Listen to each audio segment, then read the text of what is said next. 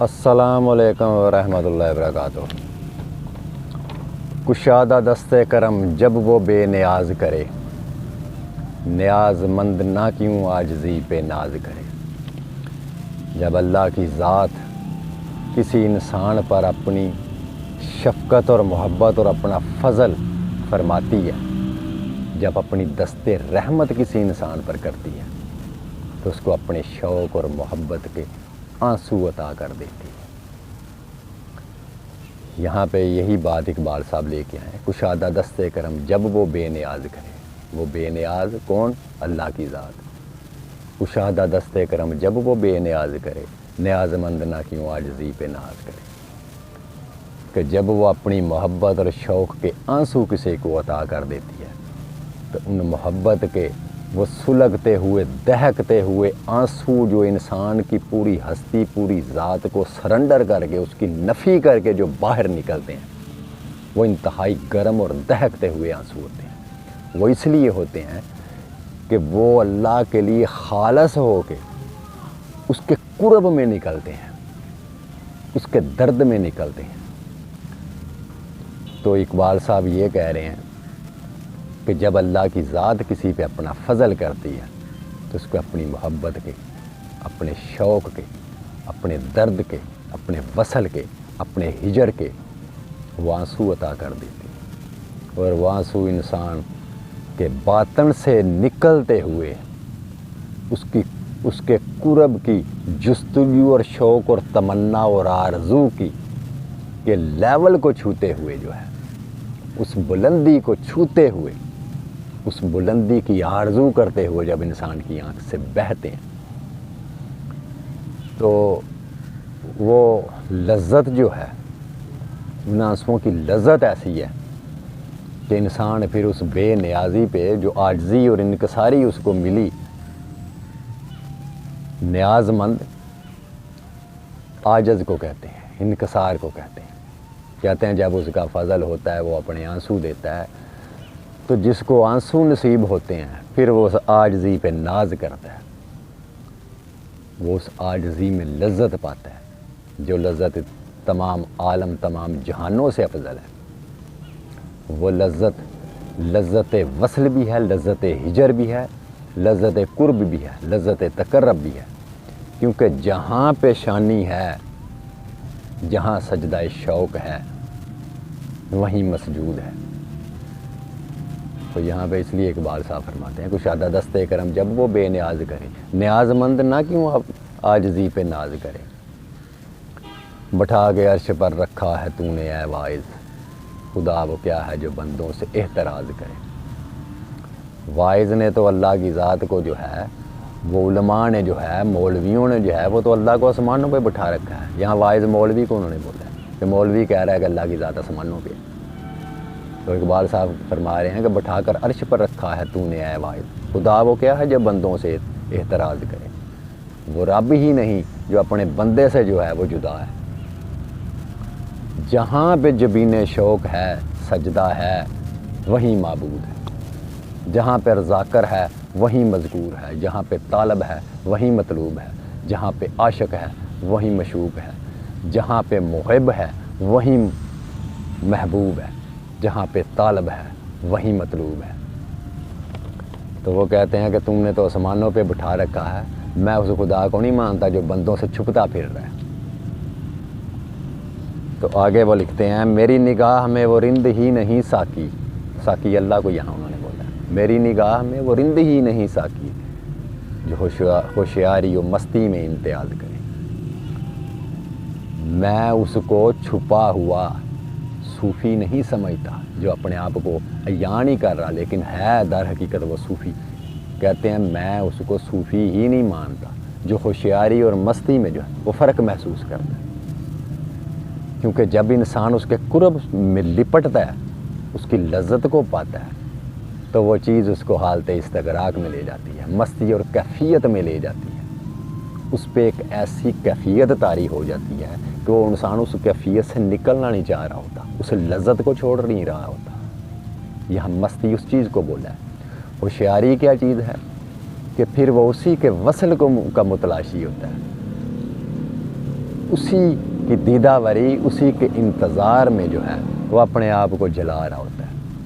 اور اسی بارے میں اقبال صاحب کا دوسرا شعر ہے، لپٹ کر جپٹنا، جپٹ کر پلٹنا، لہو گرم رکھنے کا ہے ایک بہانہ، کہ در حقیقت وہ لوگ جو بار بار کوئی ایسا ذکر کرتے ہیں، کوئی ایسی سماع سنتے ہیں، نعت سنتے ہیں، وہ در حقیقت اسی کیفیت کے متلاشی ہوتے ہیں۔ لپٹ کر جپٹنا، جپٹ کر پلٹنا، لہو گرم رکھنے کا ہے ایک بہانہ۔ تو وہ لوگ جو ہے اپنے اس شوق میں جو ہے وہ اللہ کے قرب میں داخل ہو کے اس کیفیت میں اس کے وصل کی لذت پاتے ہیں۔ تو آگے وہ فرماتے ہیں، مدام گوش با دل رہ، یہ ساز ہے ایسا جو ہو شکستہ تو پیدا نوائے راز کرے۔ اپنے اس دل کی کیفیت کو جان کہ جب یہی دل کیفیت بن کے تیری زبان پہ آ جائے، یہی دل کیفیت بن کے تیرا خیال بن جائے، خیال جب دل بن جائے، زبان جب دل بن جائے، نگاہ جب دل بن جائے، تو اس کیفیت میں ماں سوا اس چیز کے، اللہ کی ذات کے، اس کے وصل کے، اس کے دیدار کے اور کچھ بھی دکھائی نہیں دیتا، کیونکہ اس کا شوق جو ہے وہ بھی اللہ بن گیا۔ ان لوگوں کا شوق بھی اللہ بن جاتا ہے، ان لوگوں کا دل جب ان کی آنکھ میں آتا ہے تو اللہ کے سوا وہ کچھ ان کو دکھائی نہیں دیتا۔ ان کا وہی دل جب ان کی زبان پر آ جاتا ہے تو وہ اسی کی حمد و ثنا اور اس کا ذکر کرتے ہیں۔ تو یہ ان لوگوں کی شان ہے، اس لیے وہ فرماتے ہیں، مدام گوش با دل رائے، یہ ساز ہے ایسا جو ہو شکستہ تو پیدا نوائے راز کرے۔ جب تک یہ دل اللہ کے لیے، اللہ کی محبت میں، اس کے قرب میں ٹوٹتا نہیں ہے تو یہاں وصل کے پھول جو ہیں، غنچے جو ہیں، وہ نہیں نصیب ہو سکتے۔ تو بچا بچا کے نہ رکھ اسے تیرا آئینہ ہے وہ آئینہ، کہ شکستہ ہو تو عزیز تر ہے نگاہ آئینہ ساز میں۔ اللہ کو وہ ٹوٹے ہوئے دل پسند ہیں جو ماں سوا اس کی محبت کے کسی اور کے متلاشی نہیں ہے، جو دکھوں اور مصیبتوں میں بھی اس کے لیے شکر الحمدللہ پکارتے ہیں، وہ غم میں بھی اس سے راضی ہیں اور خوشی میں بھی اس سے راضی ہیں، وہ جس حال میں رکھے اس کی بندہ پروری۔ تو یہاں دل جو ہے وہ ساز پیدا کرتا ہے۔ دل جو ہے یہ مخزن درد ہے، یہ درد کا منبع ہے دل۔ کس کا؟ عاشق کا، جو اللہ سے محبت کرتا ہے، خالص اور شفاف اسی کے لیے محبت کرتا ہے، اسی کے لیے تڑپتا ہے، اسی کے لیے سلگتا ہے، اس کی آرزو میں کوئی اور آرزو ہی نہیں ہے۔ تو یہاں پہ ان لوگوں کا مقام وہ بیان کر رہے ہیں۔ کوئی یہ پوچھے کہ واعظ کا کیا بگڑتا ہے، جو بے عمل پہ بھی رحمت وہ بے نیاز کرے۔ ملا سے کوئی پوچھے کہ تم جو عذاب لے کے بیٹھے ہوئے ہو، کہ تم کو اللہ نہیں چھوڑے گا، اگر وہ چاہے تو جس کو چاہے وہ بخش دے، وہ اس چیز پہ قادر ہے۔ تو تمہیں کیا ادھر مسئلہ ہے کہ تم لوگوں کو جو ہے وہ جہنم میں بھیج رہے ہو؟ وہ چاہے تو بے عمل کو بھی بخش دے، کیونکہ اس کی رحمت ہر چیز کر دینے پہ قادر ہے۔ وہ کسی کا پابند نہیں ہے، تمام مخلوق اس کی پابند ہے، لیکن وہ کسی کا پابند نہیں ہے۔ وہ جس کو چاہے جنت سے نکال کے جہنم میں ڈال دے، جس کو چاہے جہنم سے نکال کے جنت میں ڈال دے۔ یہ اس کی بندہ نوازی ہے، یہ اس کے فیصلے ہیں۔ سخن میں سوز الہی کہاں سے آتا ہے، یہ چیز وہ ہے جو پتھر کو بھی گداز کرے۔ اقبال صاحب یہ فرما رہے ہیں کہ گفتگو میں سوز کہاں سے آتا ہے، جو دوسرے سننے والے کے دل کو چیر کے رکھ دیتا ہے اور اس کی آنکھوں سے آنسو نکل آتے ہیں۔ یہ سخن کے اندر سوز مولا کہاں سے آ رہا ہے؟ در حقیقت جو وہ آنسو اس نے اپنی محبت کے اور تقرب کے دیے، جب دل زبان بن جائے، جب دل زبان بن جائے، حال خیال جو ہے وہی حال بن جائے، وہ اس کی لذت جو ہے وہ لذت وصل بن جائے، وہ لذت شوق جو ہے لذت وجد بن جائے، تو اس وقت انسان کی وہ کیفیت ہوتی ہے، وہ تاثیر ہوتی ہے کہ دوسرے انسان پر بھی وہ جو ہے وہ اثر رکھتی ہے، وہ پتھر کو بھی موم کر دیتی ہے۔ لیکن کب؟ جب انسان اس کے لیے خالص ہوتا ہے، اس کی محبت میں خالص ہوتا ہے، اس کے شوق میں خالص ہوتا ہے۔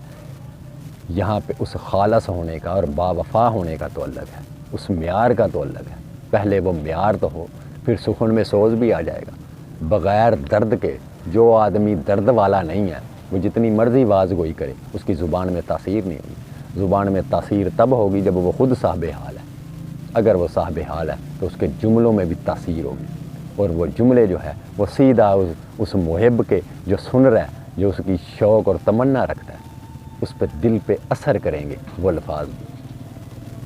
تو در حقیقت یہ سخن میں سوز جو ہے وہ اللہ کے وہ جو آنسو اللہ نے اپنے بندے کو دیے اپنی محبت کے، تو وہ آنسوؤں کے اندر ہی در حقیقت سوز پوشیدہ ہوتا ہے۔ وہی چیز جو ہے وہ زبان میں تاثیر بن جاتی ہے۔ تمیز لالا و گل سے ہے نالائے بلبل، جہاں میں واہ نہ کوئی چشم امتیاز کرے۔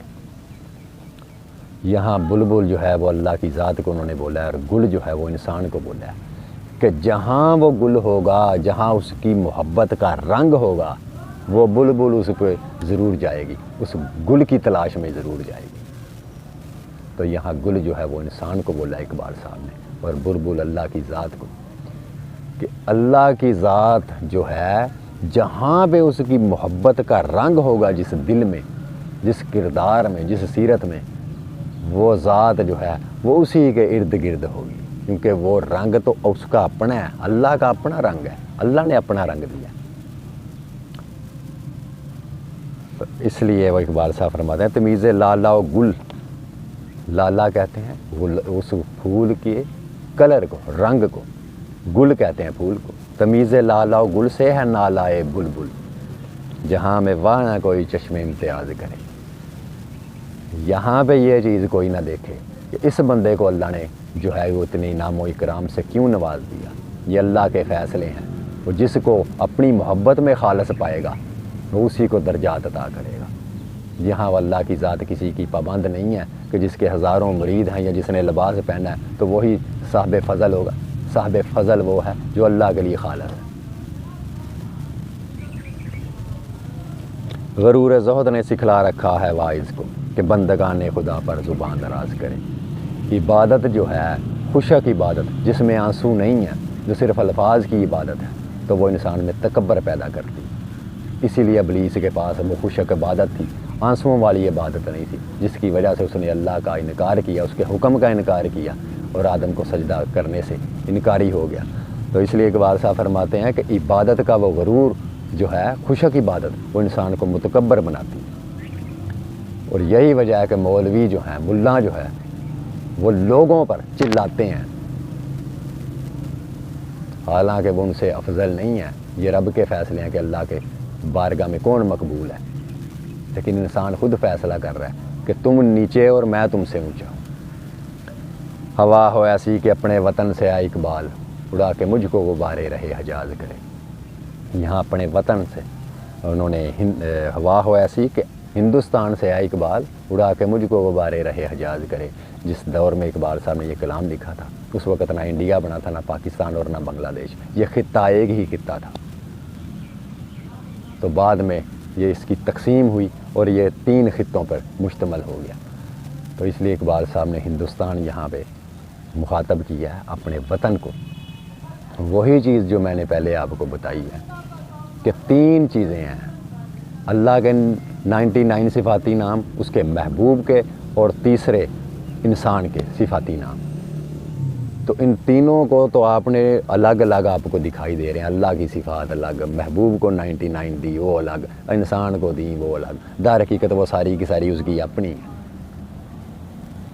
یہ 3 خطے نہیں ہیں، جس طرح بنگلہ دیش، انڈیا اور پاکستان 3 خطے نظر آ رہے ہیں۔ حقیقت میں تو برِ صغیر پاک و ہندی تھا، ہندوستان ہی اس کو کہتے تھے۔ تو اسی طرح وہ صفاتیں جو آپ کو حضور صلی اللہ علیہ وسلم کی 99 دکھائی دے رہی ہیں، انسان کی جو میں نے بولا کہ انسان میں بھی یہ صفات ہیں، اور اللہ کی بھی وہ صفات ہیں۔ در حقیقت وہ تینوں کی تینوں صفتیں مالک کی اپنی ہیں، اللہ کی اپنی صفات ہیں۔ یہی اس کی توحید ہے، کیونکہ ہر چیز میں اسی کی جلوہ گری ہے، اسی کے لیے تمام تعریفیں ہیں، وہی لائق سجدہ ہے، وہی لائق حمد و ثنا ہے۔ یہ ساری صفتیں، یہ سارے اوصافات، جتنے بھی اوصاف ہیں، یہ خوبیاں ہیں، یہ در حقیقت اللہ کی اپنی ہیں۔ لیکن عقل جو ہے، علم جو ہے، وہ الگ الگ جو ہے وہ کر کے دکھا رہا ہے۔ فعل الگ نظر آ رہے ہیں، فاعل ایک ہی ہے۔ تو یہ اقبال صاحب کا آج وہ کلام تھا۔ کشادہ دستے کرم جب وہ بے نیاز کرے، نیاز مند کیوں نہ عاجزی پہ ناز کرے۔ جہاں پہ سجدہ شوق ہے، جہاں پہ ساجد ہے وہیں مسجود ہے، یہ یاد رکھیے گا۔ جہاں پہ ذاکر ہے وہیں مذکور ہے، جہاں پہ طالب ہے وہیں مطلوب ہے۔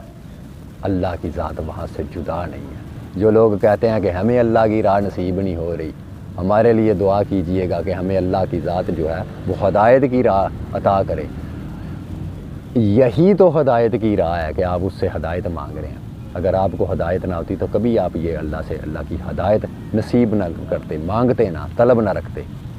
جو آدمی اللہ سے اللہ کی ہدایت مانگ رہا ہے، سیدھی سیدھی بات ہے، وہ خود ہدایت پہ ہے، وہ ہدایت پہ ہے تو مانگ رہا ہے۔ جو بندہ اللہ سے رو رو کے کہہ رہا ہے کہ مجھے ان لوگوں کی راہ پر چلا جن پر تو نے انعام کیا، تو در حقیقت وہ خود ان لوگوں کی راہ پر ہے۔ اس کا مانگنا ہی، اس کا طلب کرنا ہی، لیکن یہ زبانی کلامی نہیں، قلب سلیم اس سے مانگ رہا ہو، وہ طلب کر رہا ہو، رو رہا ہو، آنسو ہو، اس کے اندر شوق ہو، کیونکہ شوق سے بڑا کوئی امام نہیں، شوق سے بڑی کوئی چیز نہیں، شوق سے بڑی دولت کوئی نہیں، شوق سے بڑا مرشد کوئی نہیں، شوق سے بڑا رہبر کوئی نہیں۔ تو جہاں پہ وہ لوگ رو رہے ہیں، ان کو آنسو ملے ہیں اور وہ پھوٹ پھوٹ کے رو رہے ہیں کہ اللہ ہمیں گمراہ نہ کرنا، ہمیں اچھی راہ پہ چلا، ہمیں صراط مستقیم پہ چلا، ہمیں استقامت عطا فرما۔ یہی صراط مستقیم ہے، یہی استقامت ہے، یہی ثابت قدمی ہے، یہی ہدایت ہے، یہی اس کا انعام ہے، یہی اس کا فضل ہے کہ آپ اس سے اسی کا فضل مانگ رہے ہیں۔ اس کے سوا اس کا کوئی فضل نہیں ہے۔ دعاؤں میں یاد رکھیے گا، اللہ آپ سب کو اپنی ایمان میں رکھے۔ میرے کسی بھی اقبال صاحب کے ایک شعر کی وضاحت در حقیقت ان کے سینکڑوں شعروں کی وضاحت ہوتی ہے، کبھی اس پہ بھی غور کیجیے گا۔ اللہ حافظ۔